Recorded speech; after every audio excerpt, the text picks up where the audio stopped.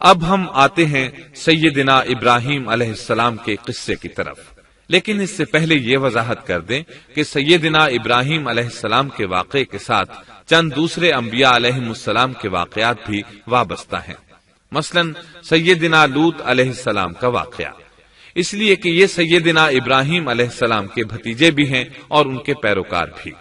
اسی طرح آپ کے صاحبزادوں سیدنا اسماعیل اور سیدنا اسحاق علیہ السلام کے واقعات ساتھ ساتھ چلتے ہیں۔ اس کی وجہ یہ ہے کہ سیدنا اسماعیل علیہ السلام کی ولادت کے وقت ابراہیم علیہ السلام کی عمر 87 سال تھی، اور سیدنا اسحاق علیہ السلام کی پیدائش کے وقت سیدنا ابراہیم علیہ السلام کی عمر 100 سال تھی، جبکہ سیدنا ابراہیم علیہ السلام کی کل عمر 175 سال ہوئی، اس لیے ان کے واقعات ساتھ ساتھ چلتے ہیں۔ ابراہیم علیہ السلام کا قصہ سناتے ہوئے ان حضرات کا ذکر ساتھ ساتھ ضرور آئے گا، تو آئیے شروع کرتے ہیں قصہ ابراہیم علیہ السلام کا۔ صالح علیہ السلام کے بعد اللہ تعالیٰ نے سیدنا ابراہیم علیہ السلام کو مبعوث فرمایا۔ ابراہیم علیہ السلام جد الانبیاء ہیں، عظیم المرتبت اور اولو العزم پیغمبر ہیں۔ آپ کے والد کا نام طارق تھا، جبکہ اس کا لقب آزر تھا۔ آزر مدد کرنے والے کو کہتے ہیں۔ یہ شخص اپنے قبیلے کے افراد کی مدد کیا کرتا تھا، غمخواری کرتا تھا، اس لیے اس کا لقب آزر مشہور ہو گیا تھا۔ قرآن مجید میں ابراہیم علیہ السلام کا قصہ 73 مقامات پر ذکر ہوا ہے۔ یہ 73 مقامات 25 سورتوں میں ہیں، اور یہ بات ابراہیم علیہ السلام کے بلند مرتبت ہونے پر دلالت کرتی ہے۔ ابراہیم علیہ السلام بھی سام بن نوح علیہ السلام کی نسل سے ہیں۔ آپ کی پیدائش عراق کے مشہور شہر بابل میں ہوئی۔ یہ عراق کے شمال میں واقع تھا اور آج بھی موجود ہے۔ بہت بڑا شہر ہے، اس وقت بھی بڑی آبادی پر مشتمل تھا۔ یہاں بت پرستی عام ہو چکی تھی۔ اللہ تعالی سورۃ العنکبوت آیت 25 میں فرماتے ہیں، ابراہیم نے کہا کہ تم نے جن بتوں کی پرستش اللہ کے سوا کی ہے، انہیں تم نے اپنی آپس کی دنیاوی دوستی کے بنا پر معبود ٹھہرا لیا ہے۔ مطلب یہ کہ وہ لوگ اللہ کی عبادت بتوں کو اللہ کا شریک ٹھہرا کر کرتے تھے۔ ابراہیم علیہ السلام نے اپنے باپ سے اور اپنی قوم سے کہا کہ یہ مورتیاں جن کے تم مجاور بنے بیٹھے ہو کیا ہیں؟ انہوں نے جواب دیا، ہم نے اپنے باپ دادوں کو انہی کی عبادت کرتے پایا ہے۔ اللہ تعالیٰ ان کے بارے میں فرماتے ہیں، اے نبی، انہیں ابراہیم علیہ السلام کا قصہ سنا دو، جبکہ انہوں نے اپنے باپ اور اپنی قوم سے فرمایا، تم کس کی عبادت کرتے ہو؟ کہنے لگے، بتوں کی، ہم تو برابر ان کے مجاور بنے بیٹھے ہیں۔ ابراہیم علیہ السلام نے فرمایا، جب تم انہیں پکارتے ہو تو کیا وہ سنتے بھی ہیں یا تمہیں نفع اور نقصان پہنچا سکتے ہیں؟ انہوں نے کہا، یہ ہم کچھ نہیں جانتے، ہم نے تو اپنے باپ دادوں کو اسی طرح کرتے پایا ہے۔ مطلب یہ کہ یہ بت پرستی انہیں ورثے میں ملی تھی۔ وہ جن معبودوں کی عبادت کرتے تھے، نہ وہ ان کی پکار کو سنتے تھے، نہ ہی ان کے نفع و نقصان پر قادر تھے۔ اسی لیے ابراہیم علیہ السلام انہیں جھنجھوڑ رہے تھے، لیکن اندھی تقلید اور بشری عقل کے بیکار ہو جانے نے انہیں یہ سب سوچنے سے عاری کر دیا تھا۔ اللہ تعالیٰ نے ابراہیم علیہ السلام کی خصوصی رہنمائی فرمائی تھی، جیسا کہ سورۃ الانبیاء آیت 51 میں ہے، اور ہم نے ابراہیم کو پہلے سے ہدایت عطا فرما دی تھی اور ہم اسے جانتے تھے۔ ابراہیم علیہ السلام نے کبھی ایک لمحے کے لیے بھی بتوں کی پوجا نہیں کی تھی۔ آپ نے اپنی قوم کو بتوں کی پوجا کرتے دیکھا تو انہیں ملامت کی، ایک اللہ کی طرف دعوت دی، اور اس دعوت کی ابتدا انہوں نے اپنے باپ سے کی۔ اللہ تعالیٰ سورہ مریم میں فرماتے ہیں، اے نبی، کتاب میں ابراہیم کا ذکر کر، بے شک وہ سچا نبی تھا۔ جب اس نے اپنے باپ سے کہا، اے میرے باپ، بے شک مجھے وہ علم عطا ہوا ہے جو تمہیں حاصل نہیں، اس لیے میری اطاعت کریں، میں آپ کو سیدھا راستہ دکھاؤں گا۔ اے میرے باپ، شیطان کی عبادت نہ کریں، بے شک شیطان اللہ کا نافرمان ہے۔ ان بتوں کی عبادت گویا شیطان کی عبادت ہے، اس لیے آپ نے ان معبودوں کو شیطان سے تعبیر کیا۔ فرمایا، اے میرے باپ، بے شک مجھے خوف ہے کہ تم پر اللہ کا عذاب آئے، پھر تم شیطان کے ساتھی ہو جاؤ۔ باپ نے ان کی بات سن کر کہا، اے ابراہیم، کیا تو میرے معبودوں سے پھرا ہوا ہے؟ البتہ اگر تو باز نہ آیا تو میں تجھے سنسار کر دوں گا، اور تو مجھ سے ایک مدت تک دور ہو جا، یعنی مجھ سے اتنا دور ہو جا کہ کبھی مجھے نظر نہ آئے۔ ابراہیم علیہ السلام نے اپنے باپ پر نرمی اور مہربانی کرتے ہوئے ان سے کہا، آپ پر سلامتی ہو، میں اپنے رب سے آپ کے لیے بخشش طلب کرتا رہوں گا۔ لیکن جب بعد میں ان پر واضح ہو گیا کہ وہ تو اللہ کا دشمن ہے تو ابراہیم علیہ السلام اس سے بے تعلق ہو گئے۔ سورہ توبہ آیت 114 میں اللہ فرماتے ہیں، اور ابراہیم کا اپنے والد کے لیے بخشش طلب کرنا ایک وعدے کی وجہ سے تھا جو وہ اس سے کر چکے تھے، لیکن جب انہیں معلوم ہو گیا کہ وہ اللہ کا دشمن ہے تو اس سے بیزار ہو گئے۔ بے شک ابراہیم بڑے نرم اور تحمل والے تھے۔ کسی ایماندار کے لیے جائز نہیں کہ وہ کسی کافر کے لیے دعائے مغفرت کرے، بلکہ مومن پر حرام ہے کہ وہ کسی کافر یا عیسائی وغیرہ کے لیے مغفرت طلب کرے یا اس سے یہ کہے کہ اللہ تجھ پر رحم کرے۔ ابراہیم علیہ السلام کے والد نے انہیں دھمکی دی تھی کہ اگر تم اس دعوت سے باز نہ آئے تو میں تمہیں سنسار کر دوں گا۔ اس کے جواب میں ابراہیم علیہ السلام اپنے والد کے ساتھ انتہائی شفقت سے پیش آئے اور اس سے کہنے لگے، میں آپ کے لیے اپنے رب سے استغفار کرتا رہوں گا، اس لیے کہ آپ اپنے والد پر بے حد مہربان تھے۔ اسی لیے اللہ تعالیٰ بھی ابراہیم علیہ السلام پر بے حد مہربان تھے، اور آپ کا لقب خلیل الرحمن رکھ دیا گیا۔ خلت محبت کا وہ انتہائی درجہ ہے جس کے ساتھ دل محبت سے بھر جاتا ہے، یعنی وہ بہت سے لوگوں سے بڑھ کر اللہ تعالیٰ کو محبوب تھے۔ والد کے سخت جواب کے بعد ابراہیم علیہ السلام نے ان سے علیحدگی اختیار کر لی اور انہیں مخاطب کر کے فرمایا، میں تمہیں چھوڑتا ہوں اور جنہیں تم اللہ کے سوا پکارتے ہو ان کو بھی چھوڑتا ہوں، میں اپنے رب کو پکاروں گا، مجھے امید ہے میں اپنے رب کو پکار کر محروم نہیں رہوں گا۔ آپ اللہ کے پیارے اور پسندیدہ نبی تھے۔ جب آپ نے اپنی قوم کو توحید کی دعوت دی اس وقت آپ نوجوان تھے، آپ کی عمر 16 سال تھی۔ ساتھ میں آپ اس بات پر غور و فکر بھی کرتے کہ آخر یہ لوگ بتوں کی پوجا کیوں کرتے ہیں۔ آپ کا دل ان کے شرک پر بہت کوڑتا۔ آخر آپ نے مصمم ارادہ کر لیا کہ اس شر اور فساد کی جڑ کو کاٹ کر رہیں گے، یعنی ان بتوں کو توڑ کر رہیں گے۔ آپ اپنی قوم کو بتوں کو توڑ دینے کی دھمکی دیتے رہے۔ اس دھمکی کا ذکر اللہ تعالیٰ نے سورۃ الانبیاء آیت 57 میں کیا ہے، اور اللہ کی قسم میں تمہارے بتوں کا علاج کروں گا جب تم پیٹھ پھیر کر جا چکے ہوگے۔ یہ بات ابراہیم علیہ السلام نے پوشیدہ نہیں اعلانیہ کہی تھی۔ آخر انتظار کا وقت ختم ہوا، عید کا دن آ پہنچا۔ عید کے دن وہ لوگ صبح سویرے گھر سے نکلنے سے پہلے کھانا پکا کر اپنے معبودوں کے سامنے رکھتے تھے، پھر شہر سے باہر ایک میدان میں جمع ہوتے، وہاں کھیلتے کودتے خوشیاں مناتے، ناز سے چلتے پھرتے اور کھانا کھاتے۔ شام کو گھروں کی طرف آتے، صبح بتوں کے پاس جو کھانا رکھ گئے تھے اس کو اٹھاتے اور تبرک سمجھ کر کھا جاتے۔ اپنے معمول کے مطابق انہوں نے عید کی تیاری کر لی، لیکن ابراہیم علیہ السلام تیار نہ ہوئے، اس لیے کہ وہ تو ان کے ساتھ جانے کا ارادہ ہی نہیں رکھتے تھے۔ وہ لوگ جانے سے پہلے ابراہیم علیہ السلام کے پاس آئے اور کہنے لگے، کیا آپ ہمارے ساتھ نہیں جائیں گے؟ سیدنا ابراہیم علیہ السلام نے آسمان کی طرف نگاہ کی اور فرمایا، میں بیمار ہوں۔ یہ تمام واقعہ سورۃ الانبیاء آیات 51 تا 58 میں بیان ہوا ہے۔ یقیناً ہم نے ابراہیم کو پہلے سے ہدایت فرما دی تھی اور ہم اسے جانتے تھے، جبکہ اس نے اپنے باپ سے اور اپنی قوم سے کہا کہ یہ مورتیاں جن کے تم مجاور بنے بیٹھے ہو کیا ہیں؟ سب نے کہا، ہم نے اپنے باپ دادوں کو انہی کی عبادت کرتے پایا ہے۔ آپ نے فرمایا، پھر تو تم اور تمہارے باپ دادا سبھی یقیناً کھلی گمراہی میں مبتلا رہے۔ کہنے لگے، کیا آپ سچ مچ ہمارے پاس حق لائے ہیں یا یوں ہی مذاق کر رہے ہیں؟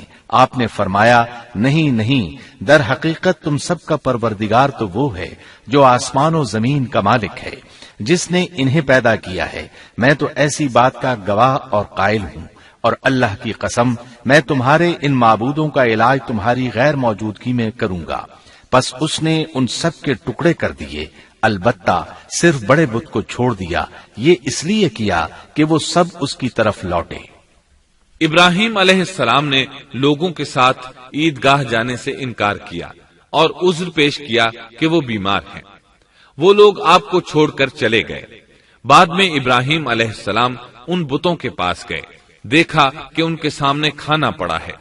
چونکہ سب لوگ کھانا لائے تھے اس لیے یہ کھانا بہت زیادہ تھا، لیکن ان جھوٹے معبودوں نے اسے کھانا تو درکنار اس کو چھوا تک نہ تھا۔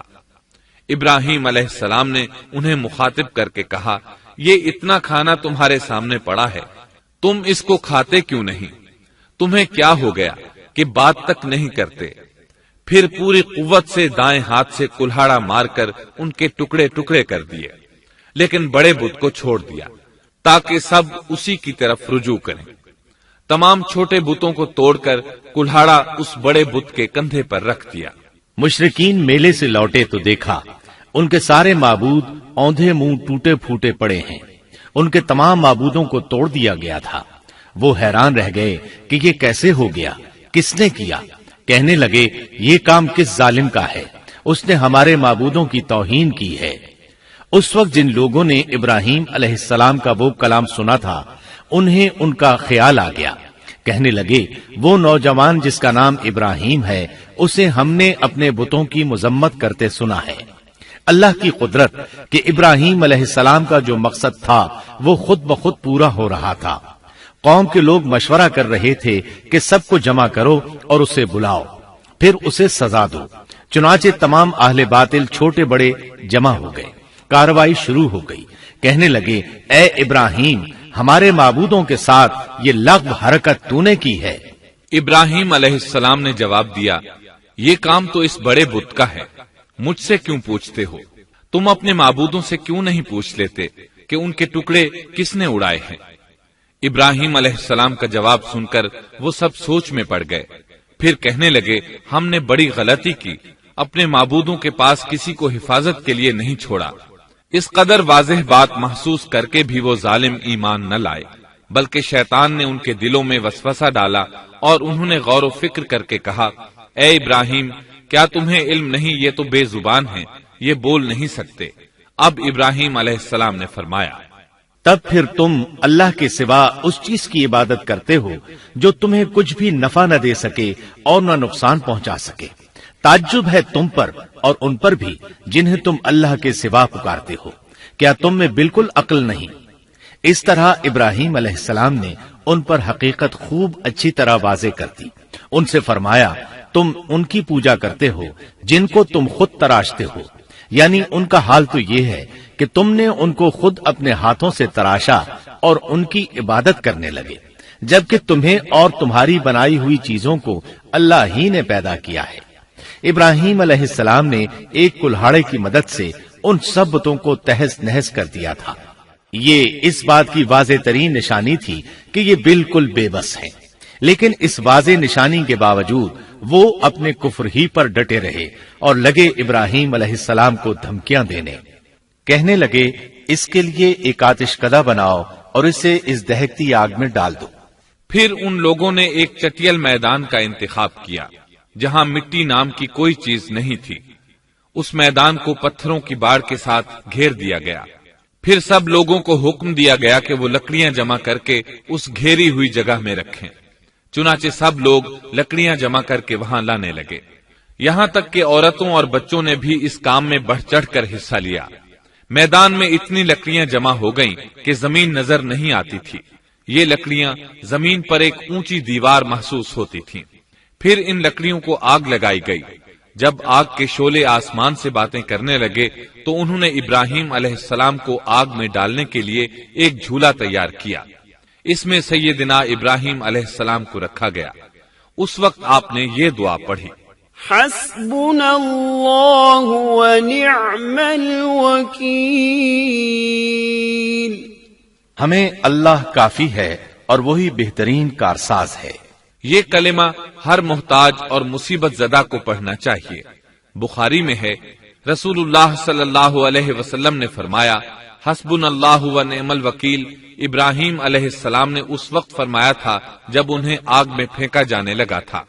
مطلب یہ کہ ہم اللہ ہی پر بھروسہ کرتے ہیں، اس کے سوا ہمارا کسی پر بھروسہ نہیں۔ بعض روایات میں یہ بھی ہے کہ جب ابراہیم علیہ السلام کو آگ میں ڈالا جانے لگا تو جبریل علیہ السلام آئے اور کہا، اے ابراہیم، کوئی حاجت ہے تو میں حاضر ہوں۔ ابراہیم علیہ السلام نے فرمایا، اگر تم اپنی مرضی سے آئے ہو تو مجھے تمہاری کوئی ضرورت نہیں۔ ایک دوسری روایت میں ہے کہ بارش کے فرشتے نے حاضر ہو کر کہا تھا، اے ابراہیم، مجھے حکم دیجئے میں بارش برسا کر اس آگ کو بجھا دوں۔ لیکن ایسی تمام روایات ضعیف ہیں۔ یوں بھی اللہ کا حکم ان سے پہلے کام کرنے والا تھا۔ اللہ تعالیٰ سورہ انبیاء آیت 69 اور 70 میں فرماتے ہیں، ہم نے کہا اے آگ ابراہیم پر ٹھنڈی ہو جا اور سلامتی والی ہو جا، گو انہوں نے ابراہیم کا برا چاہا لیکن ہم نے انہیں ہی نقصان پانے والا کر دیا۔ چنانچہ جب ابراہیم علیہ السلام کو آگ میں ڈالا گیا تو وہ ٹھنڈی ہو گئی۔ ابن عباس رضی اللہ عنہما فرماتے ہیں، اگر اللہ تعالیٰ آگ سے یہ نہ فرماتے کہ سلامتی والی ٹھنڈی ہو جا تو وہ اس قدر سرد ہو جاتی کہ اس کی ٹھنڈک سے تکلیف محسوس ہوتی۔ گویا آگ بھی اللہ کے حکم کے بغیر نہیں جلا سکتی، چھری اللہ کے حکم کے بغیر نہیں کاٹ سکتی، اس لیے کہ یہ بھی اللہ کی مخلوق ہیں اور ان کی قدرت بھی اللہ کے پاس ہے۔ وہ چاہے تو ان کو قدرت عطا کر دے، چاہے تو قدرت واپس لے لے۔ آگ کو ٹھنڈا ہونے کا حکم ہوا، وہ ٹھنڈی ہو گئی۔ اس نے نہ ابراہیم علیہ السلام کے کپڑے جلائے، نہ جسم کے کسی حصے کو کوئی نقصان پہنچایا، صرف وہ رسیاں جلائیں جن سے آپ کو باندھا گیا تھا۔ سبحان اللہ۔ لوگ آگ کے گرد اس انتظار میں کھڑے تھے کہ جو ہی انہیں آگ میں پھینکا جائے گا وہ جل کر راکھ ہو جائیں گے، لیکن وہ یہ دیکھ کر حیران رہ گئے کہ ابراہیم علیہ السلام بڑے ناز سے آگ کے درمیان بیٹھے ہیں۔ بعض روایات میں ہے کہ ابراہیم علیہ السلام فرمایا کرتے تھے، مجھے ان دنوں جو راحت اور سکون حاصل تھا ویسا آگ سے نکلنے کے بعد نہیں ہوا۔ لوگ اس معجزے کو دیکھ کر حیرت زدہ تھے۔ پھر ابراہیم علیہ السلام آگ سے نکلے۔ اتنا بڑا معجزہ دیکھنے کے باوجود لوط علیہ السلام کے سوا کوئی شخص پورے بابل شہر سے ان پر ایمان نہ لایا۔ اللہ تعالیٰ فرماتے ہیں، پس ابراہیم پر لوط ایمان لائے۔ مطلب یہ کہ پوری بستی سے لوط علیہ السلام تھے جو آپ پر ایمان لائے تھے، باقی تمام لوگ کفر ہی پر ڈٹے رہے۔ ابراہیم علیہ السلام ان کا رویہ دیکھ کر نا امید ہو گئے کہ اس سے بڑھ کر یہ کون سا معجزہ دیکھنا چاہتے ہیں۔ ان کے بتوں کو توڑ دیا گیا، اپنی آنکھوں سے اللہ کی نشانی ان لوگوں نے دیکھی، پھر بھی یہ ایمان نہیں لائے، چنانچہ آپ نے وہاں سے ہجرت کا ارادہ فرما لیا۔ اس وقت بابل پر نمرود نامی بادشاہ کی حکومت تھی۔ کہا جاتا ہے کہ زمین کے بیشتر حصے پر اسی کی حکمرانی تھی۔ جب اس کے پاس یہ خبریں پہنچیں کہ ابراہیم علیہ السلام کو آگ میں ڈالا گیا لیکن آگ نے انہیں نہیں جلایا تو اس نے ابراہیم علیہ السلام کو اپنے دربار میں پیش کرنے کا حکم دیا۔ ابراہیم علیہ السلام کو وہاں لایا گیا۔ نمرود نے ان سے ان کے رب کے بارے میں سوال کیا۔ اللہ تعالیٰ سورۃ البقرہ آیت 258 میں فرماتے ہیں، کیا تو نے اس شخص کو نہیں دیکھا جس نے ابراہیم سے اس کے رب کے متعلق جھگڑا کیا، اس لیے کہ اللہ نے اسے سلطنت دی تھی۔ ایک روایت میں ہے کہ 4 بادشاہوں نے زمین کے بیشتر حصے پر حکمرانی کی ہے، ان میں سے ایک نمرود ہے۔ نمرود اپنے وقت کا حاکم و بادشاہ تھا۔ ابراہیم علیہ السلام سے جب اس کی اللہ تعالیٰ کے بارے میں بات چیت ہوئی تو ابراہیم علیہ السلام نے کہا، میرا رب وہ ہے جو زندہ کرتا ہے اور مارتا ہے۔ جواب میں اس نے کہا، میں بھی زندہ کرتا ہوں اور مارتا ہوں۔ چنانچہ اس نے حکم دیا کہ جیل سے 2 آدمیوں کو لے آؤ۔ جیل سے 2 ایسے آدمیوں کو لایا گیا جن کے لیے سزائے موت کا فیصلہ ہو چکا تھا۔ اس نے ان میں سے ایک کے قتل کا حکم دیا، دوسرے کو معاف کر دیا۔ اس سے اس نے یہ ثابت کرنا چاہا کہ وہ بھی زندہ کر سکتا ہے اور موت دے سکتا ہے، اور کہنے لگا، دیکھ لو میرے حکم سے لوگ مرتے ہیں اور میرے حکم سے انہیں زندگی ملتی ہے۔ اس کی بات سن کر ابراہیم علیہ السلام نے غور کیا کہ اگر وہ اس سے موت و حیات کے باریک فلسفے پر بحث کریں گے تو نمرود کا مقصد پورا ہو جائے گا اور میرا مقصد پورا نہیں ہو پائے گا۔ اس لیے بحث و مباحثے کی بجائے کوئی مضبوط دلیل پیش کر دی جائے تاکہ حق و باطل کے درمیان فرق واضح ہو جائے۔ چنانچہ آپ نے فرمایا، بے شک اللہ سورج کو مشرق سے لاتا ہے، تو اس کو مغرب سے لے آ۔ کافر بادشاہ یہ سن کر مبہوت رہ گیا، اس کا سر جھک گیا۔ اللہ تعالیٰ فرماتے ہیں تب وہ کافر حیران رہ گیا اور اللہ نا انصافوں کو سیدھی راہ نہیں دکھاتا۔ ان تمام باتوں کے بعد نمرود کو یہ معلوم کرنے کی ضرورت نہیں رہی کہ ابراہیم علیہ السلام آگ سے کیسے نجات پا گئے، کیونکہ حقیقت اس پر آشکار ہو چکی تھی۔ وہ جان گیا تھا کہ اصل معاملہ کیا ہے۔ چنانچہ اس نے ابراہیم علیہ السلام سے کہا، آپ اس ملک سے نکل جائیے، ہم آپ کو یہاں نہیں رہنے دیں گے۔ ابراہیم علیہ السلام نے عراق کو خیر بات کہا اور شام کی طرف ہجرت کر گئے۔ یہاں آ کر وہ حران نامی بستی میں مقیم ہوئے۔ اسی جگہ آپ نے اپنے چچا ہاران کی بیٹی سیدہ سارہ علیہ السلام سے شادی کی۔ اللہ تعالیٰ اس ہجرت کے بارے میں فرماتے ہیں، اور ہم اسے یعنی ابراہیم اور لوط کو بچا کر اس زمین کی طرف لے آئے جس میں ہم نے جہان کے لیے برکت رکھی تھی۔ جب آپ حران کے مقام پر پہنچے تو وہیں ٹھہر گئے، وہیں رہنے لگے۔ یہاں آ کر آپ کا شمار بنو حران میں ہونے لگا۔ آپ لوگوں کو اسی شہر میں رہنے کی دعوت دیتے۔ اس شہر کے لوگ بتوں کی پوجا نہیں کرتے تھے بلکہ ستاروں کو پوجتے تھے۔ ابراہیم علیہ السلام نے جب ان کی یہ حالت دیکھی تو ارادہ کر لیا کہ ان لوگوں کو بتائیں گے کہ ستاروں کی عبادت کرنا باطل ہے۔ یہ لوگ چونکہ نجوم پرست تھے اس لیے ان کی عبادت کا وقت رات کو ہوتا تھا، اور یہ لوگ رات کے وقت عبادت کرتے تھے کیونکہ ان کے معبود یعنی ستارے رات ہی کو طلوع ہوتے ہیں۔ چنانچہ ابراہیم علیہ السلام انہیں یہ دکھانے کے لیے کہ ان چیزوں کی عبادت باطل ہے ایک دن ان کے ساتھ نکلے۔ اللہ نے آسمان کے دروازے کھول دیے تو ابراہیم علیہ السلام نے چاند، ستاروں، سیاروں اور آسمان و زمین کی سلطنت کو دیکھا۔ اللہ تعالیٰ نے ابراہیم علیہ السلام سے تمام پردے ختم کر دیے جو عام طور پر لوگوں کی آنکھوں پر ہوتے ہیں، اور انہوں نے وہ کچھ دیکھا جسے آج کی رصد گاہیں بھی نہیں دیکھ سکتی۔ اللہ تعالیٰ سورۃ الانعام آیت 75 میں فرماتے ہیں، اور اسی طرح ہم نے ابراہیم کو آسمان اور زمین کی سلطنت کا مشاہدہ کرا دیا تاکہ وہ یقین کرنے والوں میں سے ہو جائے۔ بعض مفسرین نے لکھا ہے کہ یہ سب کچھ اللہ تعالیٰ نے ابراہیم علیہ السلام کو اس لیے دکھایا تھا کہ وہ ستاروں کی پرستش کرتے تھے۔ پھر اللہ تعالیٰ نے اپنی عبادت کی طرف ان کی رہنمائی فرمائی۔ جن مفسرین نے یہ بات لکھی وہ غلطی پر ہیں، کیونکہ ایک جلیل القدر رسول کے متعلق ایسا گمان کرنا کبیرہ گناہ ہے۔ آسمان اور زمین کی سلطنت اور دیگر معجزات دکھانے کے بعد اللہ تعالیٰ فرماتے ہیں، آسمان اور زمین کی پیدائش یقیناً انسان کی پیدائش سے بہت بڑا کام ہے۔ اللہ تعالیٰ ایک دوسرے مقام پر فرماتے ہیں، آسمان اور زمین میں بہت سی نشانیاں ہیں جن سے یہ منہ موڑ کر گزر جاتے ہیں۔ ابراہیم علیہ السلام حران شہر کے ستارہ پرستوں کو لے کر ایک رات نکلے۔ اچانک ایک ستارہ طلوع ہوا، اس کی چمک دمک بہت تھی، شکل صورت کے لحاظ سے بھی بہت خوبصورت تھا۔ اس وقت ابراہیم علیہ السلام نے بطور مذاق کہا، یہ میرا رب ہے۔ لیکن جب وہ ستارہ کچھ دیر بعد چھپ گیا تو کہنے لگے، یہ تو غروب ہو گیا۔ یہ رب کیسے ہو سکتا ہے؟ جو چھپ جائے وہ رب نہیں ہو سکتا، پس میں تو غروب ہونے والوں کو پسند نہیں کرتا۔ اگلے روز وہ پھر ان لوگوں کو ساتھ لے کر نکلے تو چاند کو دیکھا۔ یہ شکل صورت میں ستاروں سے کہیں زیادہ خوبصورت تھا، روشن تھا، لیکن یہ بھی غروب ہو گیا تو ابراہیم کہنے لگے، اگر مجھے میرے رب نے ہدایت نہ کی تو میں گمراہ لوگوں میں شامل ہو جاؤں گا۔ اے اللہ، تو کہاں ہے؟ اپنی طرف میری رہنمائی کر۔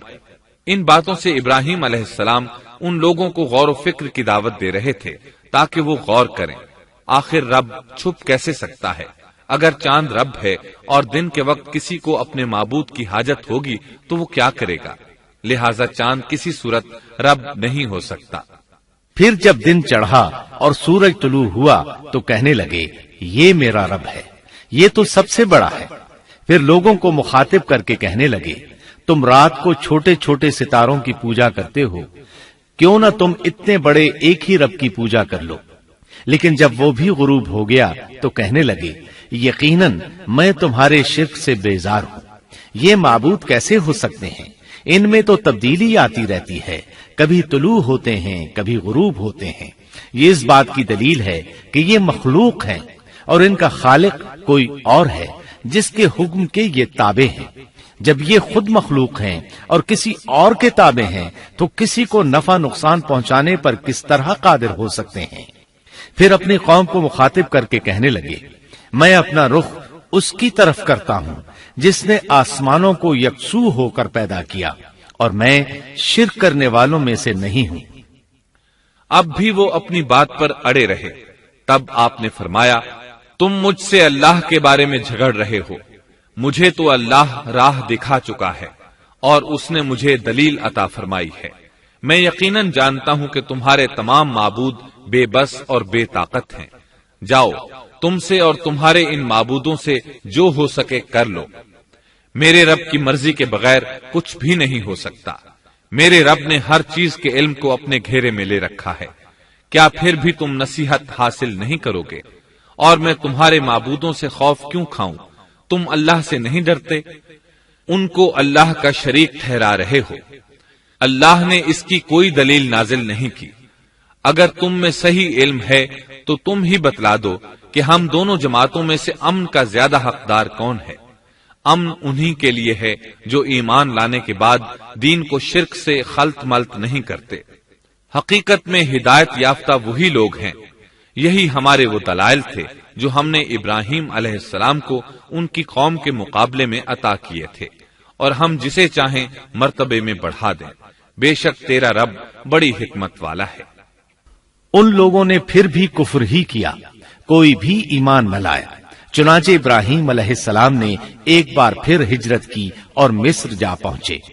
مصر کے بادشاہ کو خبر ملی کہ ایک شخص ہجرت کر کے آیا ہے اور اس کے ساتھ ایک عورت ہے. وہ بہت زیادہ حسین و جمیل ہے. چنانچہ اس ظالم نے اپنے کارندوں کو بھیجا کہ اس عورت کو میرے پاس لے آؤ، ساتھ ہی اس سے پوچھنا کہ تمہارے ساتھ جو آدمی ہے وہ کون ہے. اگر وہ اس کا خاوند ہو تو اسے قتل کر دینا. ادھر بادشاہ نے اپنے کارندوں کو حکم دیا. ادھر اللہ نے ابراہیم علیہ السلام کی طرف وحی بھیج دی. انہوں نے سارا علیہ السلام سے کہا اگر وہ تجھ سے میرے بارے میں پوچھیں تو بتا دینا تم میری بہن ہو. پھر سارا سے بولے اے سارا، روئے زمین پر میرے اور تیرے سوا کوئی مومن نہیں، یعنی یہ کافروں کی سرزمین ہے، یہاں کوئی مومن نہیں، اس لحاظ سے تم میری دینی بہن ہو. پھر بادشاہ نے ابراہیم علیہ السلام کو پیش کرنے کا حکم دیا. اس نے آپ سے پوچھا یہ عورت کون ہے؟ آپ نے فرمایا یہ میری بہن ہے.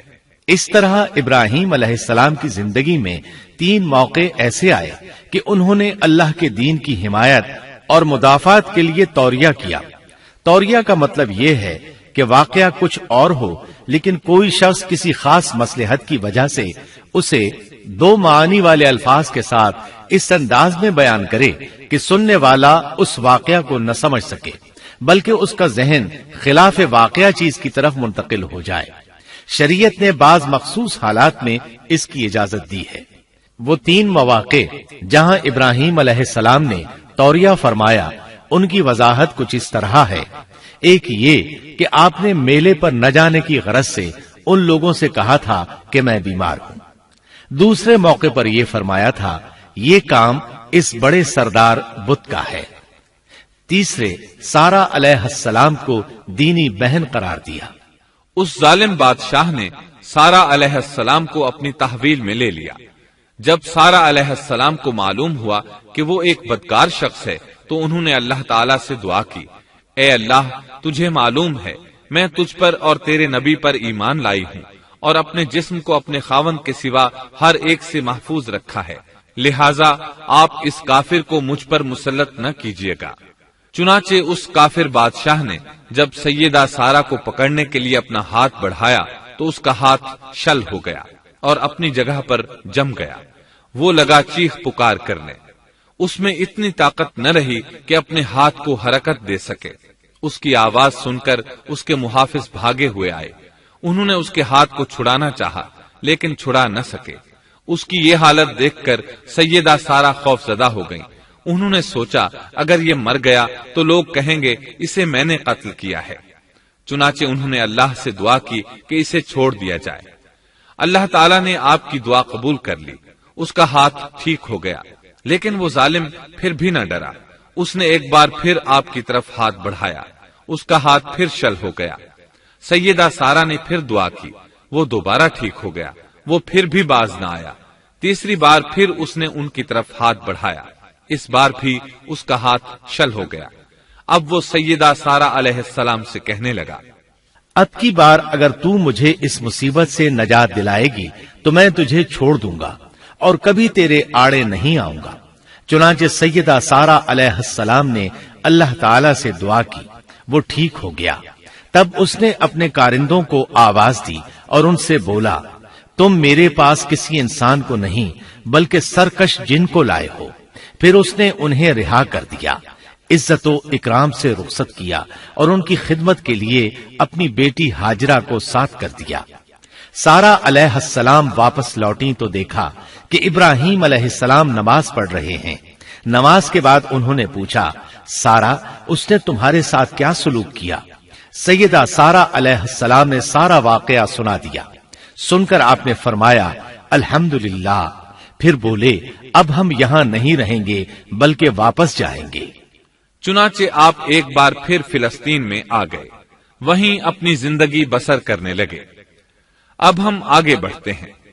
جب آپ فلسطین میں مستقل طور پر رہائش پذیر ہوئے تو لوط علیہ السلام بھی آپ کے ساتھ تھے۔ لوط علیہ السلام آپ کے بھتیجے تھے، ان کے والد کا نام ہاران تھا۔ یہ بچپن ہی سے سیدنا ابراہیم علیہ السلام کے زیر سایہ رہے، انہی کے ہاں پرورش پائی، اس لیے دین حق فوراً قبول کر لیا۔ جب سیدنا ابراہیم علیہ السلام نے عراق سے شام کی طرف ہجرت کی تو یہ آپ کے ساتھ تھے، وہاں سے حران گئے تب بھی ساتھ تھے، پھر مصر کی طرف ہجرت کی تو بھی لوط علیہ السلام ان کے ساتھ تھے۔ آخرکار جب آپ نے مصر کو بھی خیر بات کہا اور فلسطین آ گئے تب بھی یہ ساتھ تھے۔ اب ابراہیم علیہ السلام نے لوط علیہ السلام کو حکم دیا کہ وہ بستی سدوم کی طرف چلے جائیں، اس لیے کہ اس بستی کے لوگ کفر کی انتہائی گہرائی میں جا چکے ہیں، انہیں کفر و شرک سے نکالنے کے لیے وہاں جائیں، انہیں اللہ کے احکام سنائیں، اللہ کی طرف دعوت دیں۔ چنانچہ لوط علیہ السلام تو اس طرف روانہ ہو گئے اور ادھر فلسطین میں صرف 3 مسلمان رہ گئے، ابراہیم علیہ السلام، ان کی زوجہ محترمہ سیدہ سارہ اور سیدہ ہاجرہ علیہ السلام وہیں رہائش پذیر رہے اور لوگوں کو مسلسل اللہ کی طرف دعوت دیتے رہے۔ یہاں یہ بے شمار مال و دولت کے بھی مالک بن گئے۔ جب ان کی عمر 85 یا 86 سال ہوئی تو سارہ علیہ السلام نے سوچا، میں بانجھ ہوں، میرے خاوند بوڑھے ہیں لیکن اولاد کی تمنا ہے، تو کیوں نہ میں اپنی لونڈی ہاجرہ ہدیے اور تحفے کے طور پر ابراہیم علیہ السلام کو دے دوں۔ چنانچہ ہاجرہ ابراہیم علیہ السلام کو مل گئیں، انہوں نے ان سے شادی کر لی۔ اللہ رب العزت نے جلد ہی ان کے بطن سے آپ کو اسماعیل علیہ السلام عطا فرمائے۔ ہاجرہ علیہ السلام کے ماں بننے پر اور ان کی اولاد کو دیکھ کر سیدہ سارہ علیہ السلام کو فطری طور پر غیرت کا احساس ہوا۔ اللہ کی قدرت دیکھیے، خود ہی انہیں ہاجرہ کو تحفے میں دیا تاکہ اولاد حاصل ہو، اور جب وہ ماں بن گئیں تو اب غیرت محسوس کر رہی ہیں۔ اپنی اس کیفیت سے مجبور ہو کر سیدہ سارہ نے ابراہیم علیہ السلام سے کہا، آپ مجھے اس کے ساتھ ایک جگہ پر نہ رکھیں۔ مورخین اور سیرت نگار لکھتے ہیں کہ ہاجرہ علیہ السلام ایک نطاق پہنا کرتی تھی، یعنی وہ جسم کے درمیان ایک لمبا کپڑا لٹکا لیتی تھی تاکہ وہ کپڑا گھسٹ گھسٹ کر قدموں کے نشانات مٹا دے اور سارہ کو نظر نہ آئے، کیونکہ سارہ غیرت کی حد کو پہنچ چکی تھی۔ ابراہیم علیہ السلام نے جب سارہ علیہ السلام کے اندر غیرت کے آثار دیکھے تو ہاجرہ کو ان کی نگاہوں سے دور کر دیا۔ ادھر اللہ کا حکم بھی نازل ہو گیا کہ اپنی بیوی ہاجرہ اور دودھ پیتے بچے اسماعیل کو ساتھ لے لیں اور مکہ کی طرف رخ کر لیں۔ ابراہیم علیہ السلام مکہ کی طرف روانہ ہوئے، یہاں تک کہ مکہ پہنچ گئے۔ یہ جگہ اس وقت بالکل ویران اور بے آباد تھی، نہ کوئی انسان تھا نہ پانی، نہ نباتات کے آثار تھے، غرض کوئی چیز نظر نہیں آتی تھی، بس پہاڑوں کے درمیان ایک بے آب و گیاہ میدان تھا۔ یہی وہ مقدس اور تاریخی وادی تھی جہاں ابراہیم علیہ السلام اپنی زوجہ اور لخت جگر کو چھوڑ کر واپس پلٹے۔ سیدہ ہاجرہ علیہ السلام کو بہت حیرت ہوئی، انہیں یہ امید نہیں تھی کہ ان کے خاوند انہیں ایک بے آباد جگہ تنہا چھوڑ کر چل دیں گے، اس پر بچے کی ذمہ داری الگ تھی۔ چنانچہ انہوں نے ابراہیم علیہ السلام کو آواز دی، لیکن انہوں نے مڑ کر بھی نہ دیکھا۔ اب وہ ان کے پیچھے آئیں اور قریب پہنچ کر بولی، اے ابراہیم، ہمیں کہاں چھوڑے جا رہے ہو؟ یہاں نہ پانی، نہ خوراک، نہ کوئی انسان۔ ابراہیم علیہ السلام نے پھر بھی کوئی جواب نہ دیا، کوئی پریشانی بھی ظاہر نہ کی اور چلتے رہے۔ سیدہ ہاجرہ بھی آپ کے پیچھے چلتی رہیں اور پوچھتی رہیں کہ ہمیں کس کے حوالے کر کے جا رہے ہیں؟ یہاں تو کوئی بھی جاندار نہیں، مکمل طور پر بے آباد علاقہ ہے۔ لیکن انہوں نے اب بھی کوئی توجہ نہ دی۔ آخر سیدہ ہاجرہ نے کہا، کیا آپ کو اللہ نے اس کام کا حکم دیا ہے؟ اب آپ نے جواب میں فرمایا، ہاں۔ تب سیدہ ہاجرہ بولی، اگر یہ بات ہے تو اللہ تعالی ہرگز ہمیں ضائع نہیں ہونے دے گا۔ جب انسان اللہ کے احکام کو بجا لائے تو اس کے دل سے فقر و فاقے کا خوف نکل جاتا ہے اور اللہ اسے طرح طرح کے انعامات سے نوازتا ہے۔ انسان جب تک اللہ کے احکام کو بجا لاتا رہے گا تب تک اللہ کی نصرت اور اس کی تائید شامل حال رہے گی۔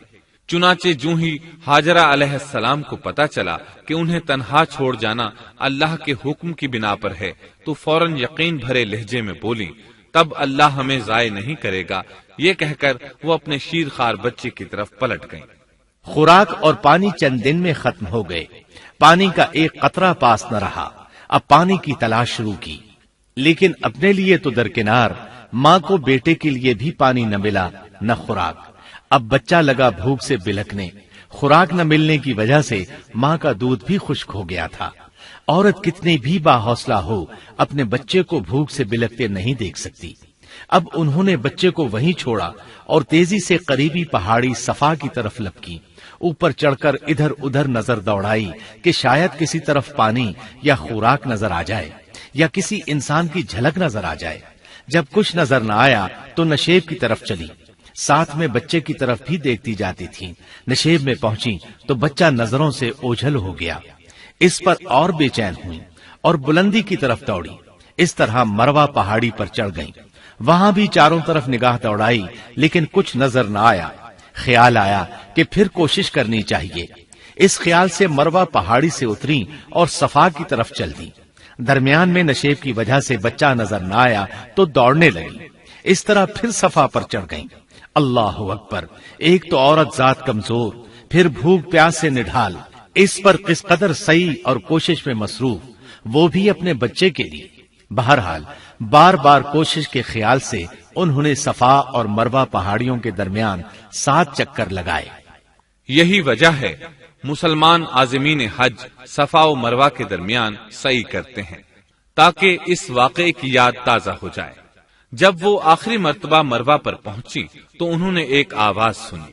یہ آواز اسماعیل علیہ السلام کے قریب سے آئی تھی۔ انہوں نے پوری توجہ سے آواز کو سننے کی کوشش کی اور جلدی سے اسماعیل کے قریب پہنچی۔ کیا دیکھتی ہیں؟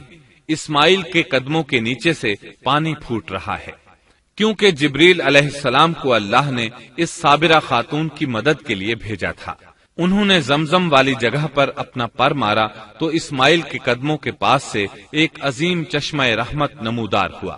مستقبل کے پیغمبر کے قدموں کے نیچے سے اللہ نے جبریل فرشتے کے ذریعے زمین پھاڑ کر پانی نکال دیا۔ یہی آب زمزم کا آغاز تھا۔ ہاجرہ علیہ السلام پانی کو آنکھیں پھاڑ پھاڑ کر حیرت سے دیکھ رہی تھی۔ ان کی خوشی کی انتہا نہ رہی جب انہوں نے دیکھا پانی پھوٹ پھوٹ کر چاروں طرف بہ رہا ہے۔ زمین ہموار تھی، اس لیے انہوں نے زمین کو کھودنا شروع کر دیا تاکہ پانی ادھر ادھر نہ بہ جائے۔ پھر انہوں نے اس گڑھے کے چاروں طرف پتھر رکھ دیے اور زبان سے بولی، زم زم، اس کا مطلب ہے رک جا۔ نبی اکرم صلی اللہ علیہ وسلم کا فرمان ہے، اللہ اسماعیل کی والدہ پر رحم فرمائے، اگر وہ جلد بازی سے کام نہ لیتی تو زمزم ایک بہنے والا چشمہ ہوتا، لیکن انہوں نے اس کے گرد بند باندھ دیا۔ انہیں دراصل اس وقت پانی کی شدید ضرورت تھی، اس لیے انہوں نے پانی کو اپنے پاس جمع کر لیا تاکہ بہہ کر ضائع نہ ہو جائے۔ انہوں نے اسماعیل کو پانی پلایا، خود بھی خوب پیا، اور یہ اللہ تعالی کی طرف سے ان کی مہمان نوازی تھی۔ وہاں کوئی اور انسان نہیں تھا، نہ کھانے کی کوئی چیز تھی، بس یہی آب زمزم ان کے لیے کھانے اور پینے کا کام دے رہا تھا۔ اب چونکہ زمزم ایک چشمہ بن گیا تھا، اس لیے پرندے بھی آنے لگے۔ انہی دنوں عرب کے قبیلوں میں سے ایک قبیلہ بنو جرہم یمن کو خیر باد کہہ کر اس طرف آ رہا تھا۔ یمن میں ایک بہت بڑا ڈیم تھا، پہاڑوں کے درمیان انہوں نے پانی کو روک کر ایک بہت بڑا بند قائم کر رکھا تھا، اس سے پورا سال آسانی سے کھیتی باڑی کرتے تھے۔ اس ڈیم کی بدولت ان کا آب پاشی کا نظام بہت اچھا تھا۔ جب اس ڈیم کو اللہ تعالیٰ نے توڑا تو تمام لوگ وہاں سے منتشر ہو گئے اور جزیرہ عرب کے اطراف میں منتقل ہونے لگے۔ وہیں سے ہجرت کرنے والا ایک قبیلہ بنو جرہم تھا۔ یہ لوگ بنیادی طور پر عرب تھے۔ یہ قبیلہ سفر میں رہتا، جہاں کہیں پانی اور چراگاہ نظر آتے وہیں پڑاؤ ڈال دیتے۔ جب وہاں خوراک ختم ہو جاتی تو آگے سفر شروع کر دیتے۔ چونکہ وہ بہت بڑے تاجر تھے، اس بنا پر ان راستوں سے خوب واقف تھے۔ انہیں چشموں کا خوب علم تھا۔ ملک شام کی طرف بھی ان کی آمد و رفت تھی۔ یہ قبیلہ بنو جرہم مکہ کے قریب پہنچا تو فضا میں پرندوں کو منڈلاتے پایا۔ کہنے لگے ان پرندوں کی موجودگی میں ضرور کوئی راز ہے۔ اب انہوں نے اپنے کچھ آدمی اس طرف بھیجے۔ یہ لوگ جلد ہی چشمے تک پہنچ گئے۔ انہوں نے وہاں ایک عورت اور اس کے بچے کو پایا۔ پھر وہ لوگ ان کے پاس آئے، وہاں پڑاؤ ڈالنے کی اجازت مانگی۔ سیدہ ہاجرہ نے فرمایا، ٹھیک ہے، لیکن شرط یہ ہے کہ تمہیں اجرت ادا کرنا ہوگی۔ ان کے لیے یہ سستا سودا تھا۔ ان کے پورے قبیلے کو سامان زندگی مل رہا تھا، جبکہ صرف ایک عورت اور اس کے بیٹے کی ذمہ داری ان پر عائد ہو رہی تھی۔ انہوں نے فوراً حامی بھر لی اور وہاں رہائش اختیار کر لی۔ اس طرح یہ لوگ سیدہ ہاجرہ علیہ السلام کی معیشت کا ذریعہ بن گئے، اور اس طرح سیدنا اسماعیل علیہ السلام بنو جرہم میں پرورش پاتے رہے۔ انہوں نے ان لوگوں سے عربی سیکھ لی اور ان سے بھی زیادہ عربی دان بن گئے۔ فصاحت اور بلاغت سے عربی میں بات چیت کرنے لگے۔ پھر ان کی اس قبیلے میں شادی ہو گئی۔ ان کی اولاد سے عرب قوم کا آغاز ہوا۔ انہی میں سے سرور کائنات محمد صلی اللہ علیہ وسلم کی ولادت باسعادت ہوئی۔ بنو جرہم کی آمد اور آبادی ابراہیم علیہ السلام کی دعا کا نتیجہ تھی۔ جب انہوں نے اپنی بیوی اور بچے یعنی دو کمزور انسانوں کو اس ویران جگہ چھوڑا تھا تو یہ دعا مانگی تھی، اے ہمارے پروردگار، میں نے اپنی کچھ اولاد اس بے آباد جنگل میں تیرے حرمت والے گھر کے پاس بسائی ہے۔ یہاں یہ سوال پیدا ہوتا ہے کہ کیا اس وقت بیت اللہ کی تعمیر ہو چکی تھی؟ درست بات یہ ہے کہ اس وقت خانہ کعبہ کی تعمیر نہیں ہوئی تھی۔ پھر سوال پیدا ہوتا ہے کہ کیا ابراہیم علیہ السلام کے زمانے سے پہلے اس کی تعمیر ہو چکی تھی یا صرف جگہ ہی معروف تھی؟ اس بارے میں دو طرح کی روایات ہیں۔ بعض میں آتا ہے کہ صرف اس کی جگہ معروف تھی، اور بعض میں ہے کہ ابراہیم علیہ السلام سے پہلے شیس علیہ السلام نے اس کو تعمیر کیا تھا، اور وہ گردش ایام کے ساتھ ساتھ منہدم ہو کر ختم ہو گیا۔ لیکن بہرحال اس کی جگہ معلوم تھی، اور وہی پہلا گھر تھا، جیسا کہ اللہ نے خبر دی ہے۔ اللہ تعالیٰ نے پہلا گھر جو لوگوں کے لیے مقرر کیا تھا وہی ہے جو مکہ میں ہے، اور وہ پوری دنیا کے لیے برکت اور ہدایت والا ہے۔ ابراہیم علیہ السلام نے اللہ تعالی سے یہ دعا مانگی تھی، اے ہمارے پروردگار، میں نے اپنی کچھ اولاد اس بے کھیتی کے جنگل میں تیرے حرمت والے گھر کے پاس بسائی ہے۔ اے ہمارے پروردگار، یہ اس لیے کہ وہ نماز قائم کریں، پس تو کچھ لوگوں کے دلوں کو ان کی طرف مائل کر دے اور انہیں پھلوں کی روزیاں عطا فرما تاکہ یہ شکر گزاری کریں۔ دن گزرتے رہے اور اسماعیل علیہ السلام بنو جرہم کے ماحول میں عمر کی منزلیں طے کرتے رہے، اور وہ ہوش سنبھالنے کے قریب ہو گئے۔ ابراہیم علیہ السلام ہر سال ایک دو بار اپنے گھرانے کی دیکھ بھال کے لیے چکر لگاتے تھے۔ جب اسماعیل علیہ السلام نے ہوش سنبھالا تو ایک بار پھر ایک عظیم آزمائش کا وقت آ گیا۔ ہوا یوں کہ ایک مرتبہ ابراہیم علیہ السلام مکہ تشریف لائے، ایک جگہ آرام کے لیے بیٹھے کہ نیند کی وادی میں پہنچ گئے۔ نیند میں انہوں نے خواب دیکھا کہ اپنے لخت جگر کو اپنے ہاتھ سے ذبح کر رہے ہیں، ساتھ ہی آنکھ کھل گئی۔ ابراہیم علیہ السلام جانتے تھے کہ انبیاء کرام کے خواب حقیقت ہوتے ہیں، اللہ کی طرف سے وحی ہوتے ہیں، اور شیطان کسی صورت ان کے خواب میں نہیں آ سکتا، لہذا انہوں نے اس خواب کے مطابق عمل کرنے کا پختہ ارادہ کر لیا، کسی قسم کی پریشانی کا شکار نہ ہوئے۔ اللہ رب العزت نے اس عظیم اور تعجب خیز واقعے کا قرآن مجید میں ذکر کرتے ہوئے فرمایا، اور ابراہیم نے کہا میں تو ہجرت کر کے اپنے پروردگار کی طرف جانے والا ہوں، وہ ضرور میری رہنمائی کرے گا۔ اے میرے رب، مجھے نیک بخت اولاد عطا فرما۔ تو ہم نے ایک بردبار بچے کی بشارت دی۔ پھر جب بچہ اتنی عمر کو پہنچا کہ اس کے ساتھ چلنے پھرنے لگا تو ابراہیم نے کہا میرے پیارے بیٹے، میں نے خواب دیکھا ہے کہ میں تجھے ذبح کر رہا ہوں، اب تو بتا تیری کیا رائے ہے؟ یہاں سوال پیدا ہوتا ہے کہ ابراہیم علیہ السلام نے اسماعیل علیہ السلام سے مشورہ کیوں لیا؟ وہ چاہتے تو اسماعیل کو سوتے میں ذبح کر دیتے، اس طرح اللہ کا حکم بجا لاتے۔ وہ بیٹے کے پاس کیوں گئے اور ان سے مشورہ کیوں لیا؟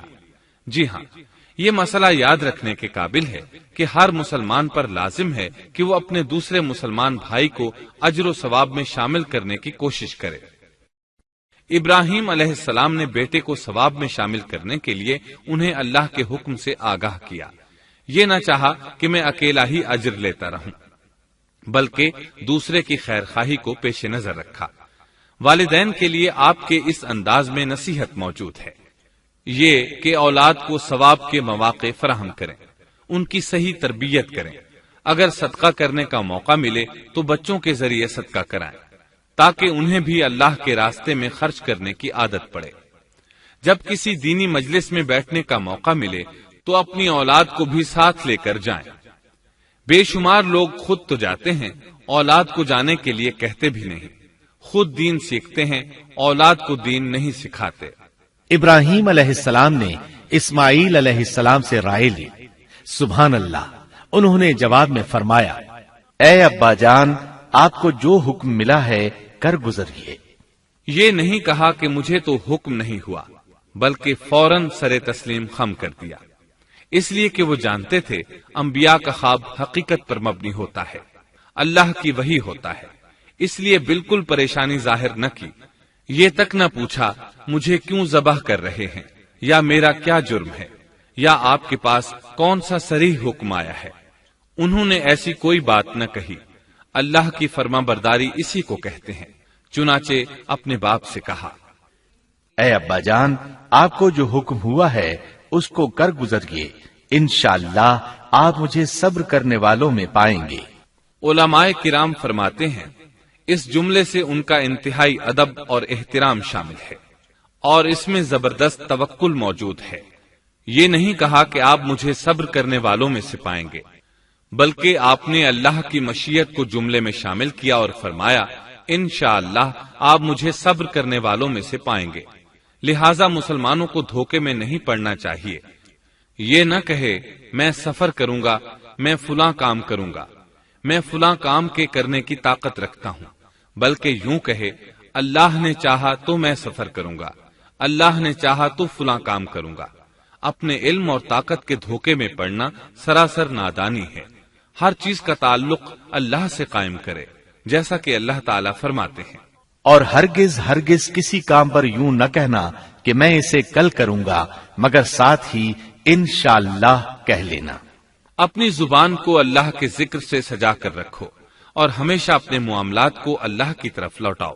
بہرحال باپ بیٹا دونوں ہی مصمم ارادے کے ساتھ اللہ کا حکم پورا کرنے کے لیے پیش ہو گئے۔ اسماعیل علیہ السلام نے اپنے والد محترم سیدنا ابراہیم علیہ السلام سے کہا جب آپ مجھے ذبح کرنے لگیں تو میری پیشانی کو زمین پر رکھ دیجیے گا تاکہ آپ کو میرا چہرہ نظر نہ آئے اور کہیں آپ کے ہاتھ رک نہ جائیں، چہرہ دیکھ کر آپ پر شفقت پدری غالب نہ آ جائے۔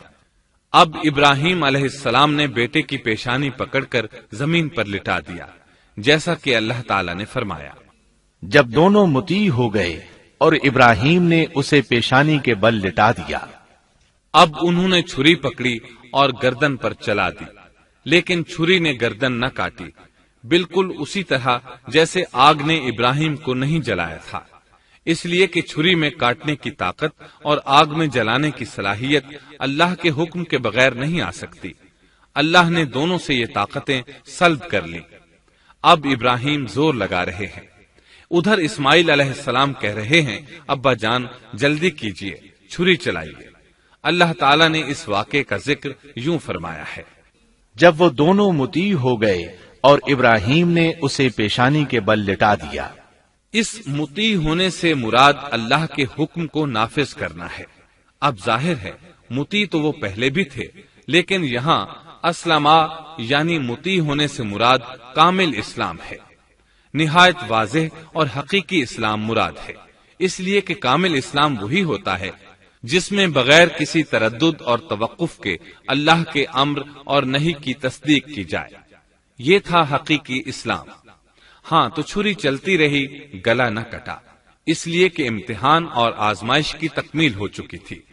یہ بات ثابت ہو چکی تھی کہ اللہ کا حکم نافذ کرنے میں دونوں پوری طرح کوشاں ہیں۔ اللہ تعالیٰ بھی فرما برداری ہی کا صلہ عطا فرماتے ہیں۔ چنانچہ آواز آئی، قد صدقت الرؤيا، ہم نے اسے پکارا، اے ابراہیم تو نے خواب کو سچ کر دکھایا، یقیناً ہم اسی طرح نیکوکاروں کو جزا دیا کرتے ہیں۔ یقیناً یہ ایک کھلی آزمائش تھی۔ تاریخ کا ایک عظیم ترین امتحان اور کڑی آزمائش دنیا کو آج بھی حیرت میں ڈال دیتی ہے۔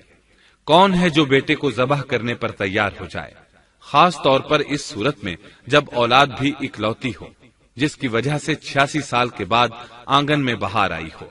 پھر اس کی قربانی کا بھی واضح حکم نہیں دیا گیا تھا، اشارتاً خواب میں رہنمائی کی گئی تھی۔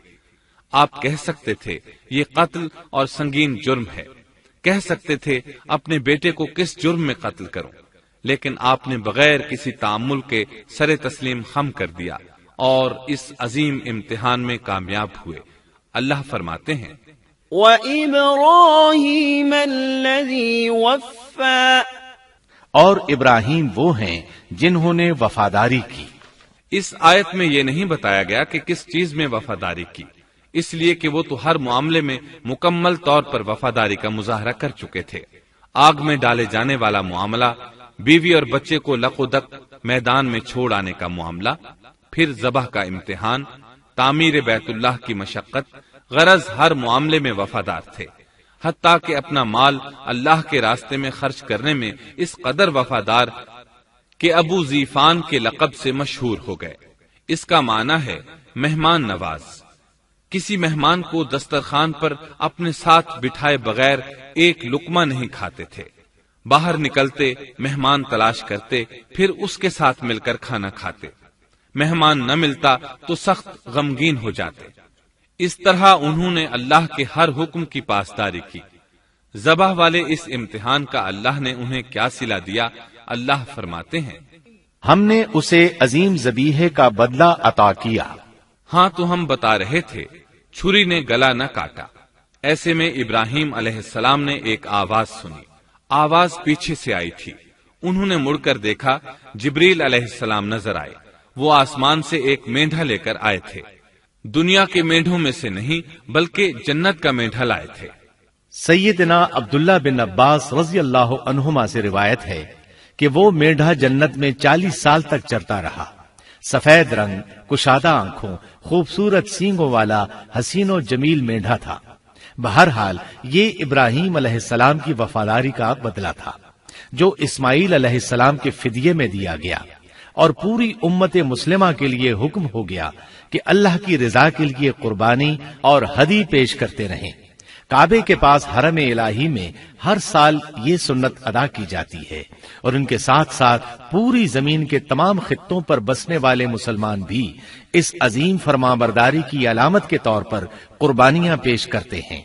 مینڈھے کے ذکر کا مطلب یہ ہے کہ ہم سنت ابراہیمی پر گامزن ہو جائیں، یہ میڈھا ہمیں اللہ کے لیے قربانی کا سبق دیتا ہے۔ ہمیں چاہیے سنت ابراہیمی کی اقتدا کرتے ہوئے ہم اپنی جانوں، اپنی اولاد اور اپنے مالوں کو اللہ کی راہ میں قربان کرنے کے لیے تیار ہو جائیں۔ اللہ تعالیٰ فرماتے ہیں، اور ہم نے اسے عظیم ذبیحہ عطا کیا اور ہم نے اس کا پچھلوں میں ذکر خیر چھوڑا، سلامتی ہو ابراہیم پر۔ اسی طرح ہی ہم نیکوکاروں کو جزا دیتے ہیں، یقیناً وہ ہمارے مخلص بندوں میں سے تھا۔ اور اسی طرح اللہ فرماتے ہیں، اور ہم نے اسے نیکوکار نبی اسحاق کی ولادت کی خوشخبری سنائی۔ یہ خوشخبری فلسطین کی طرف واپس لوٹنے کے بعد سنائی گئی۔ ایک اکلوتے بیٹے کی قربانی کے لیے تیار ہو جانے کے سلے میں اور سارہ علیہ السلام کی عظمت اور تکریم کے مد نظر اللہ تعالی نے اسحاق کی خوشخبری سنا دی۔ یہ آیت ذبح کے واقعے کے بعد اللہ تعالی نے ذکر فرمائی ہے، اس لیے معلوم ہوا پچھلی آیات میں اسحاق کے علاوہ کسی اور بیٹے کا ذکر ہوا ہے، اور وہ اسماعیل علیہ السلام ہی تھے، جبکہ یہودی روایات میں اسحاق علیہ السلام کو ذبیح قرار دیا جاتا ہے۔ یہ بالکل غلط ہے۔ ذبح کے واقعے کے بعد اسحاق علیہ السلام کی بشارت مل رہی ہے، پھر بھلا وہ پیدا ہونے سے پہلے ہی ذبیح کیسے بن گئے؟ اس لیے یہ قطعی بات ہے کہ اسماعیل علیہ السلام ہی ذبیح ہیں۔ اس کے کئی اور بھی دلائل ہیں جن کے ذکر کرنے کا یہاں موقع نہیں۔ بہرحال اس عظیم آزمائش میں بے مثال کامیابی کے بعد ابراہیم علیہ السلام فلسطین آئے اور 120 سال کی عمر میں اسحاق علیہ السلام کی بشارت ملی، جبکہ سارہ علیہ السلام کی عمر 90 سال تھی۔ ان پر بڑھاپا طاری ہو چکا تھا۔ ایسے میں 3 فرشتے آئے، وہ تو قوم لوط کی تباہی کے لیے آئے تھے۔ راستے میں اللہ کے حکم سے ابراہیم علیہ السلام اور ان کی اہلیہ سارہ کو خوشخبری سنائی، اور اس غرض کے لیے وہ انسانی شکل میں آئے تھے۔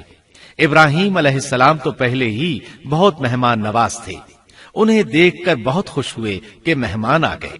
فرشتوں نے انہیں سلام کیا، ابراہیم علیہ السلام نے سلام کا جواب دیا۔ وہ حیرت زدہ تھے کہ یہ لوگ ان کی بستی کے رہنے والے تو ہیں نہیں، لیکن ان پر سفر کے نشانات بھی نہیں ہیں، جیسا کہ دور سے چل کر آنے والوں میں ہوتے ہیں، نہ ان کے پاس سواریاں ہیں۔ قرآن مجید میں آتا ہے، فرشتوں نے سلام کیا تو ابراہیم نے بھی سلام کیا اور دل میں خیال کیا یہ اجنبی لوگ ہیں۔ پھر وہ اپنی مہمان نوازی کی عادت کے مطابق انہیں اندر لے آئے، ان کے لیے کھانے کا انتظام کیا۔ اللہ تعالیٰ فرماتے ہیں، ہمارے بھیجے ہوئے فرشتے ابراہیم کے پاس خوشخبری لے کر آئے تو انہوں نے سلام کیا۔ ابراہیم نے سلام کا جواب دیا اور فوراً بھنا ہوا بچڑا لے آئے، اور بچڑا بھی موٹا تھا۔ ان کے سامنے کھانا پیش کیا، لیکن وہ بھلا کب کھانے کی طرف ہاتھ بڑھانے والے تھے؟ یہ دیکھ کر ابراہیم علیہ السلام نے خوف محسوس کیا کہ کہیں یہ دشمن نہ ہو۔ اس وقت فرشتوں نے کہا، ابراہیم نہ ڈر، ہم تو قوم لوط کی طرف بھیجے گئے ہیں۔ جب انہوں نے یہ باتیں کی تو سارہ علیہ السلام پاس کھڑی تھی، وہ ہنسنے لگی۔ وہ خوشخبری سے پہلے کیوں ہنس پڑی؟ علماء اس بارے میں کہتے ہیں کہ جب انہوں نے سنا یہ فرشتے لوط علیہ السلام کی بستی کو تباہ کرنے جا رہے ہیں تو ان کے خاتمے کی خبر سن کر وہ ہنستی۔ اس کے بعد فرشتوں نے یہ خوشخبری سنائی، ہم نے اسے اسحاق کی پیدائش کی خوشخبری دی اور اسحاق کے بعد یعقوب پوتے کی بھی خوشخبری دی۔ بہت جلد ہی ہم اسحاق سے تیری ویران گود کو آباد کریں گے، اور تو اپنی زندگی میں اس کے بیٹے یعقوب کو بھی دیکھ لے گی۔ اب 3 بشارتیں جمع ہو گئیں، بیٹا پیدا ہوگا، لمبی عمر ملے گی یعنی بیٹا جوان ہوگا، اور پھر وہ اپنے پوتے کو بھی دیکھے گی۔ اس سے بڑھ کر کیا عزت اور تکریم ہو سکتی ہے؟ اس لیے جب نبی کریم صلی اللہ علیہ وسلم سے پوچھا گیا کریم یعنی عزت والا کون ہے، تو آپ نے فرمایا کریم بن کریم بن کریم بن کریم، یعنی یوسف بن یعقوب بن اسحاق بن ابراہیم علیہ السلام۔ مطلب یہ کہ نبی بن نبی بن نبی بن نبی۔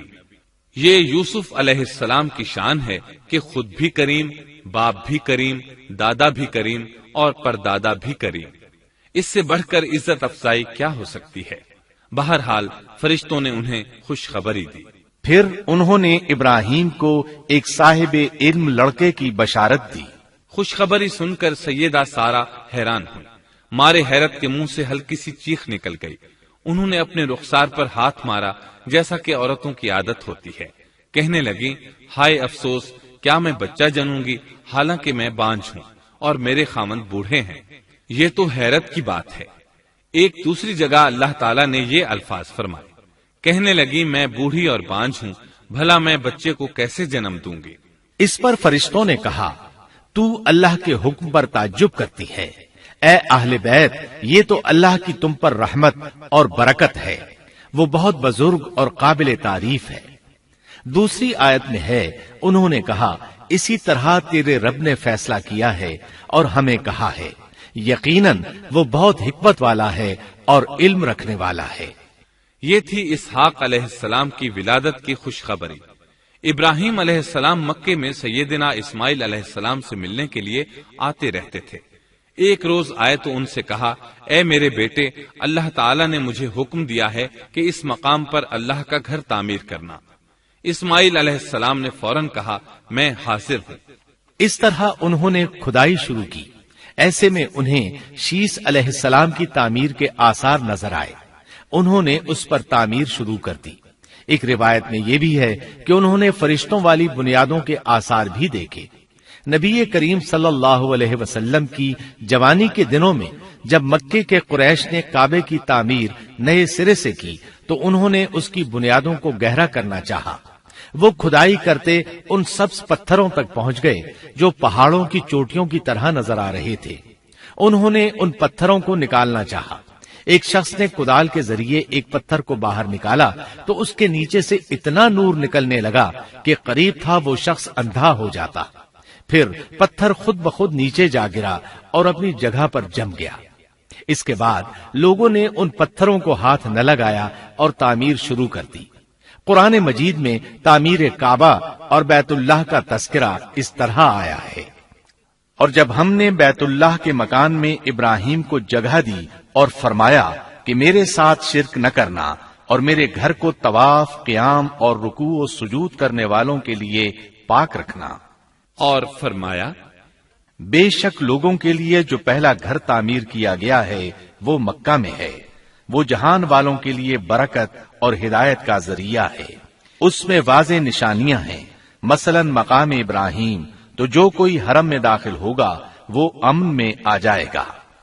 اور فرمایا، اور یاد کرو اس وقت کو جب ابراہیم کو اس کے پروردگار نے کئی باتوں کے ذریعے آزمایا، وہ ان میں پورے اترے تو اللہ نے فرمایا، میں آپ کو تمام لوگوں کا امام بنا رہا ہوں۔ ابراہیم نے کہا، اے میرے رب، میری اولاد میں سے بھی امام بنائیے۔ جواب میں اللہ نے فرمایا، میرا امامت کا وعدہ ظالم لوگوں کے لیے نہیں ہے۔ اور اس وقت کو یاد کرو جب ہم نے بیت اللہ کو ثواب اور امن کی جگہ بنا دیا اور لوگوں نے مقام ابراہیم کو جائے نماز بنا لیا۔ ہم نے ابراہیم کو حکم دیا کہ میرے گھر کو طواف، اعتکاف، رکوع اور سجود کے لیے پاک رکھو، اور وہ وقت بھی یاد رکھو جب ابراہیم نے دعا کی، اے پروردگار، اس شہر کو امن والا بنا دے اور اس کے مومن بندوں کو پھلوں کا رزق عطا کر۔ اللہ تعالیٰ نے فرمایا، میں کافروں کو بھی تھوڑا فائدہ دوں گا، پھر انہیں آگ کے عذاب کی طرف بے بس کر دوں گا، یہ پہنچنے کی جگہ بری ہے۔ اور وہ وقت یاد کرو جب ابراہیم اور اسماعیل بیت اللہ کی بنیادوں کو بلند کر رہے تھے اور دعا مانگ رہے تھے، اے ہمارے رب، ہماری محنت کو قبول فرما، تو دعا کو سننے والا، جاننے والا ہے، اور ہمیں اپنا فرما بردار بنا، ہماری اولاد میں سے بھی ایک فرما بردار گروہ بنا، اور ہمیں عبادت کا طریقہ سکھا اور ہم پر رجوع فرما، کیونکہ تو ہی توبہ قبول کرنے اور رحم فرمانے والا ہے۔ اے ہمارے رب، ان لوگوں میں انہی میں سے ایک رسول بھیج جو ان پر تیری آیات کی تلاوت کرے اور انہیں کتاب و حکمت سکھائے، انہیں پاک کرے، یقیناً تو غالب حکمت والا ہے۔ تعمیر کے دوران جب ابراہیم علیہ السلام اس مقام تک پہنچے جہاں آج حجر اسود ہے تو اللہ تعالیٰ نے جنت سے ایک سفید پتھر بھیجا۔ حدیث میں ہے یہ پتھر نہایت سفید تھا، اب سیاہ ہو گیا ہے۔ انسانوں کی غلطیاں اس کے سیاہ ہونے کا سبب بنی۔ جب دیواریں انسانی قد کے برابر ہو گئیں تو اسماعیل علیہ السلام ایک پتھر لے آئے۔ اب ابراہیم علیہ السلام اس پتھر پر کھڑے ہوئے۔ وہ ننگے پاؤں تھے۔ اسی وقت پتھر پگھل گیا، ان کے پاؤں اس کے اندر کسی قدر دھنس گئے، پتھر پر ان کے پیروں کے نشانات آ گئے۔ اسی پتھر کو آج مقام ابراہیم کہا جاتا ہے۔ پہلے یہ پتھر بیت اللہ کی دیواروں کے ساتھ رکھا گیا تھا۔ جب لوگ طواف کے لیے آتے تو سیدنا ابراہیم کے پیروں کے نشانات دیکھنے کے لیے یہاں ہجوم ہو جاتا۔ اس طرح طواف کرنے والوں کو دقت کا سامنا ہوتا۔ سیدنا عمر رضی اللہ عنہ نے صحابہ کرام کے مشورے سے اس پتھر کو اس جگہ سے قدرے ہٹا کر نماز کی صفوں کے قریب کر دیا تاکہ طواف کرنے والوں کو دقت نہ ہو۔ یہ مقام بہت مقدس ہے۔ اللہ نے فرمایا ہے، تم مقام ابراہیم کو جائے نماز مقرر کر لو۔ مقام ابراہیم کے قریب اس کے پیچھے ہو کر نماز پڑھنے کا موقع مل جائے تو لازماً وہاں 2 رکعت ادا کیا کرو۔ موقع نہ ملے تو پھر پوری مسجد حرام میں طواف سے فراغت والی 2 رکعت پڑھ لیا کرو۔ اس طرح کعبہ تعمیر ہوا۔ تب نیا حکم آیا، لوگوں میں جو استطاعت رکھے اس پر اللہ کے لیے حج بیت اللہ فرض ہے، اور جو شخص جان بوجھ کر اعراض کرے تو اللہ جہانوں سے بے نیاز ہے اور اسے اس کی کوئی پرواہ نہیں۔ ادھر ابراہیم علیہ السلام کو اللہ تعالی کی طرف سے اشارہ ہوا، لوگوں میں حج کا اعلان کر دیں۔ ابراہیم علیہ السلام کہنے لگے، اللہ میری آواز بھلا کس کس تک پہنچے گی؟ جواب آیا، آپ کے ذمے آواز لگانا ہے، پہنچانا ہمارا کام ہے۔ چنانچہ آپ عرفات کے ایک پہاڑ پر چڑھے اور آواز لگائی، لوگو بیت الحرام کا حج کرو۔ اللہ تعالیٰ نے معجزانہ طور پر یہ آواز تمام انسانوں تک پہنچا دی، خواہ وہ پیدا ہوئے تھے یا نہیں۔ دوسرا معجزہ یہ ہوا کہ اللہ نے بیت اللہ اور اس کے حج کی محبت لوگوں کے دلوں میں ڈال دی۔ اللہ نے فرمایا، اور آپ لوگوں میں حج کا اعلان کر دیں، وہ آپ کی طرف پیدل بھی آئیں گے اور دبلے پتلے اونٹوں پر بھی دور دور سے آئیں گے۔ اس طرح لوگ پیدل اور سوار ہو کر کثرت سے حج کے لیے آنے لگے اور یہ ویران علاقہ آباد ہونے لگا۔ یہ تھے حالات اور واقعات ابراہیم علیہ السلام کے۔ آپ نے 175 سال کی عمر میں وفات پائی۔ آپ سے پہلے سیدہ ہاجرہ علیہ السلام نے وفات پائی اور ان کی وفات سے کچھ ہی عرصہ بعد سیدہ سارہ علیہ السلام 127 سال کی عمر میں فوت ہو گئیں۔ ان دونوں کی وفات کے بعد آپ غمگین رہنے لگے۔ آخر اتنی مدت تک ساتھ رہا تھا۔ آپ خلیل الرحمن تھے، آپ پر صحیفے بھی نازل ہوئے، آپ اللہ کے بے حد شکر گزار تھے۔